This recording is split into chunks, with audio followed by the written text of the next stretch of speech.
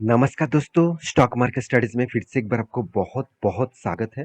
तो आज यहाँ पे मैं बात करूंगा एक एक नहीं दो दो कंपनीज के बारे में, और दोनों ही ऑटो इंडस्ट्रीज के लीडर हैं। तो ऑटो इंडस्ट्रीज के नाम लेते ही सबके मन में यही आ जाता है कि सर कौन सा ऑटो इंडस्ट्रीज। देखिए, ऑटो इंडस्ट्रीज में अलग अलग तरीके से सेक्टर वाइज कंपनी है। जैसे टू व्हीलर्स होते हैं, ये अलग सेक्टर है। उसके साथ थ्री व्हीलर्स भी जुड़े हुए हैं। साथ ही साथ पैसेंजर व्हीकल्स, मतलब जितने सारे पैसेंजर व्हीकल्स होते हैं वो भी एक सेक्टर वाइज होते हैं। साथ ही साथ आप देखेंगे तो हैवी व्हीकल्स, तो हैवी व्हीकल्स मतलब जैसे ट्रक्स हो गया, बासेस हो गया, तो इस तरीके से भी मतलब सेक्टर होते हैं। तो यहाँ पे मैं बात करूंगा, आज मैं बात करने वाला हूँ पैसेंजर व्हीकल्स के बारे में। क्योंकि देखिए, पैसेंजर व्हीकल इंडस्ट्रीज में अगर देखेंगे तो दो ही कंपनी आपको दिखेगा। एक है मारुति और दूसरा है महिंद्रा एंड महिंद्रा। तो आज मैं दोनों कंपनी के बारे में बात करूंगा, क्योंकि दोनों कंपनी में जो कंपटीशन चल रहा है, दोनों कंपनी का जो मतलब सेल्स का, कंपनी का बिजनेस का जो कंपटीशन चल रहा है, तो उसी के ऊपर डिस्कस करूंगा। साथ ही साथ टेक्निकल चार्ट पैटर्न भी दिखाऊंगा कि कंपनी कौन सा कंपनी सबसे ज्यादा तेजी से ग्रो कर रहा है। तो चलो मैं वीडियो को पूरा आपको दिखाता हूँ, तो वीडियो को लास्ट तक देखना, क्योंकि जो डेटा आज दिखाऊंगा वहां से आपको कुछ नजरिया चेंज हो जाएगा इस दोनों कंपनी के ऊपर। तो प्लीज लास्ट तक देखना, और अभी तक अपने इस चैनल को सब्सक्राइब नहीं किया तो देर किस बात की, अभी से अभी जाकर सब्सक्राइब करिए, क्योंकि बहुत सारे इन्फॉर्मेशन इसी चैनल के माध्यम से आपको लगातार मिलते रहेंगे। तो चलो देख लेते हैं आज के इस स्टॉक के बारे में।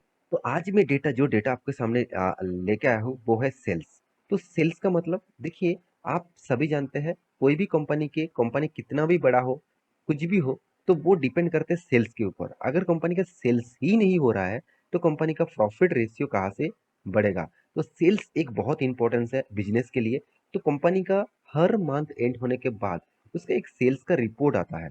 तो वो सेल्स का रिपोर्ट कितना इंक्रीज हुआ है, कितना डिक्रीज हुआ है, वो आपको जानना चाहिए। क्योंकि उस वहां से ही आपको पता चलेगा कि कंपनी कौन सा दिशा में जा रहा है। क्या कंपनी अच्छे टाइम में भी अच्छा काम नहीं कर रहा है कि नहीं कर रहा है, क्या खराब टाइम में कंपनी का परफॉर्मेंस क्या था, तो उससे कंपैरिजन आपको करना चाहिए। तो मैं आज दो कंपनीज के बारे में बात करूंगा।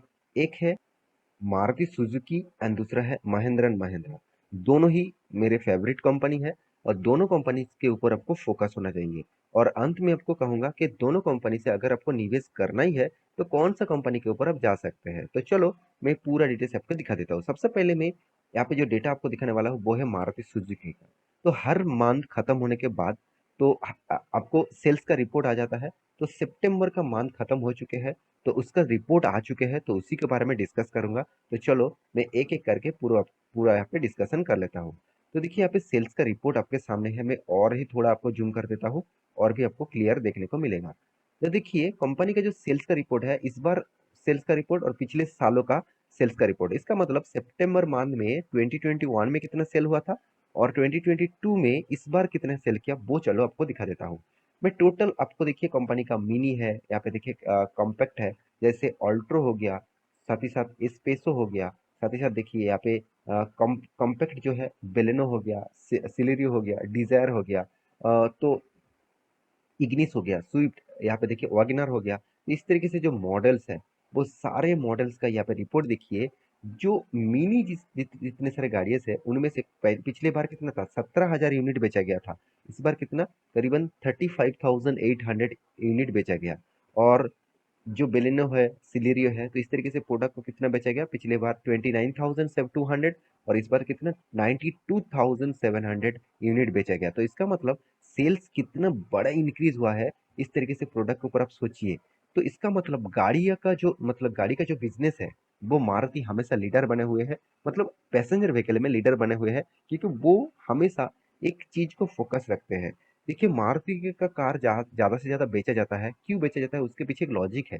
देखिए, आपको मान के चलिए कोई गाड़ी का जो मतलब हाइट्स होते हैं, और हर गाड़ी का हाइट्स के ऊपर यहाँ पे जो लेंथ होते हैं ना, ये जो लेंथ है इस लेंथ के ऊपर डिपेंड करके टैक्स आपको पे करना पड़ता है।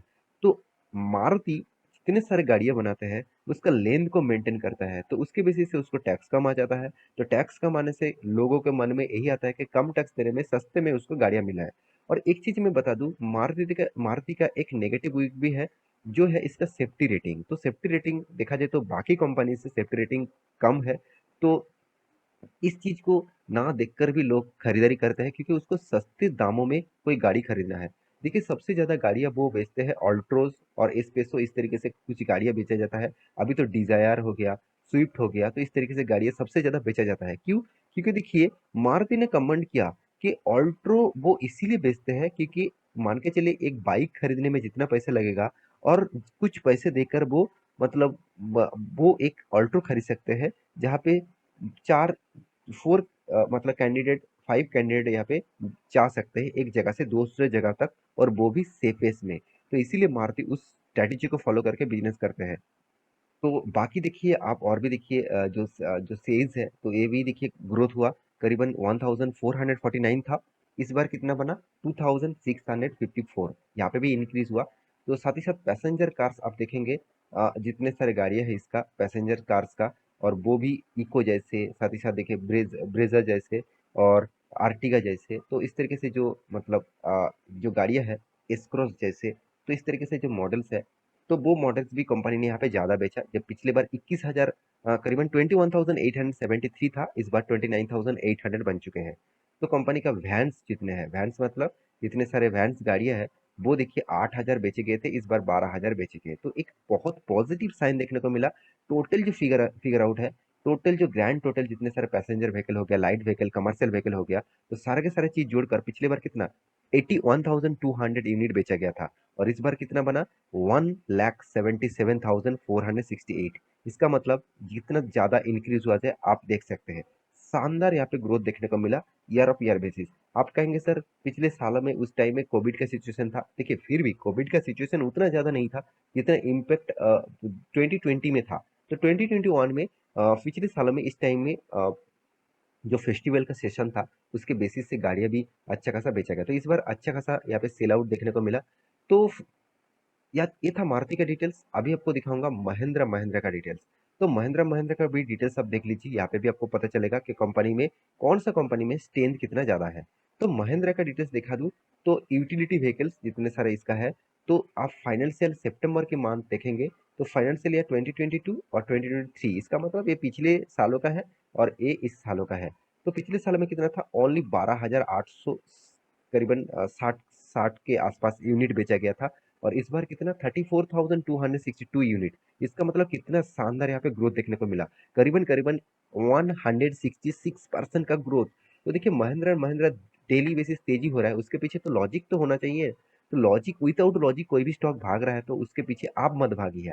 तो आप मत भाग जाइए, क्योंकि आप भागेंगे तो आपको दिक्कत हो सकता है, आपको लॉसेस होने का चांसेस हो सकता है। देखिए जहाँ पे कंपनी का ग्रोथ हो रहा है उसके बेसिस से स्टॉक भाग रहा है, चलो अच्छी बात है। तो कार एंड वैन्स में कंपनी का नेगेटिव इंपैक्ट देखने को मिला। पिछली बार कितना था 271 यूनिट बेचे गए थे, इस बार कितना 246 यूनिट बेचे गए, करीबन 9% का गिरावट देखने को मिला कार एंड वैन्स का। टोटली यहाँ पे थोड़ा सा सेल्स जो है वो थोड़ा सा डाउन देखने को मिला है। तो पैसेंजर व्हीकल्स के बारे में बात करूँ तो पैसेंजर व्हीकल्स करीबन करीबन टोटल जो व्हीकल्स है, पिछले बार कितना 13,130 के आसपास बेचा गया था, इस बार कितना करीबन करीबन 34,500 यूनिट बेचा गया है। तो कुल मिलाकर 163% का यहाँ पे तेजी देखने को मिला। तो मैं जरूर कहूंगा दोनों कंपनी से अगर कंपैरिजन करें, दोनों कंपनी के साथ अगर कंपैरिजन करें तो मारुति नंबर वन है, आप सभी जानते हैं।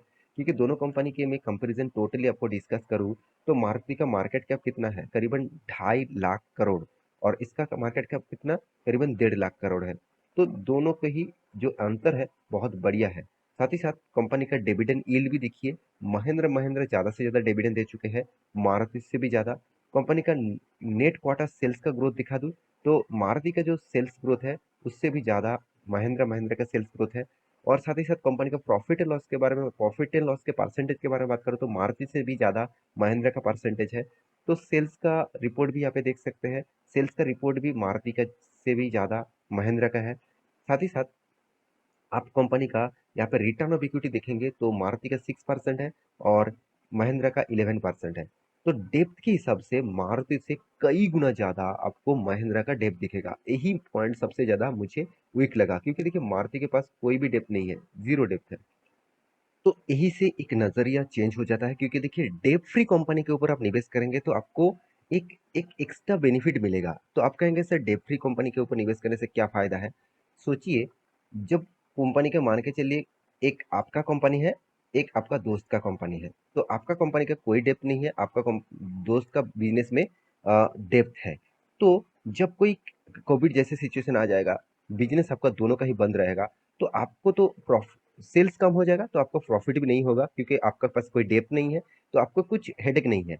अगर आपका दोस्त के पास भी सेल्स नहीं हुआ और उसका डेप्थ के लिए उसका जो इंटरेस्ट बैंक से जो लोन लेके रखा है, उसका तो उसके इंटरेस्ट देना पड़ेगा, तो वो पैसा वो कहाँ से देंगे?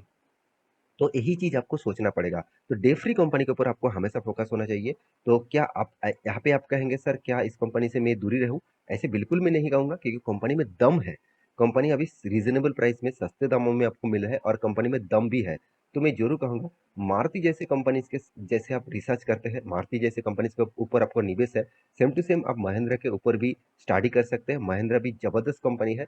दोनों के चार्ट पैटर्न आपको दिखा दूँ तो महिंद्रा जिस तरीके से ग्रोथ ऑफ पोटेंशियल लेकर काम कर रहा है, देखिए रॉकेट की तरह भाग रहा है। जो लेवल था वो लेवल के ऊपर में वीडियो बना के दिया था, वो लेवल ब्रेक होने के बाद एक तेजी देखने को मिला। तो सेम टू सेम मारुति का भी देखिए ग्रोथ ऑफ पोटेंशियल अभी उसी रेंज में है। वो रेंज अगर तोड़ पाएंगे करीबन 10,000 का जो रेंज है, वो रेंज अगर तोड़ पाएंगे तो एक नया मोमेंटम देखने को मिल सकता है।